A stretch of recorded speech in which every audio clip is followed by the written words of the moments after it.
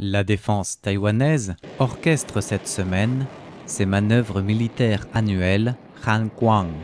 Le ministère de la Défense a expliqué que les exercices de cette année concernent 4 aspects principaux, avec tout d'abord des opérations de combat maritime et aérien pour simuler une attaque chinoise, mais aussi des exercices à tir réel.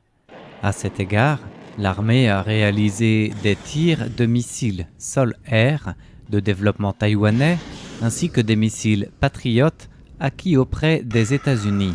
Ces exercices, qui se sont déroulés dans le sud du pays, avaient pour thème principal l'interception des missiles ennemis.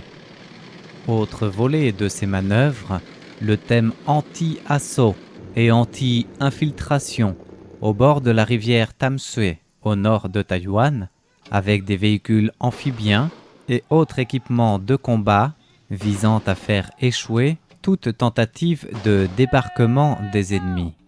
Ces exercices, étalés sur 5 jours précisément, font suite à la première phase des exercices Hanquang il y a près de 2 mois, où le mode principal était une simulation d'attaque des troupes armées de libération de la Chine populaire avec tout le matériel logistique Internet.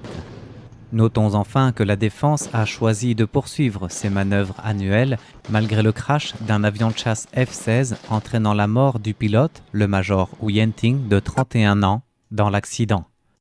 Néanmoins, en attendant de faire la lumière exacte sur les causes du drame, toute la flotte des F-16 taïwanais reste clouée au sol jusqu'à nouvel ordre.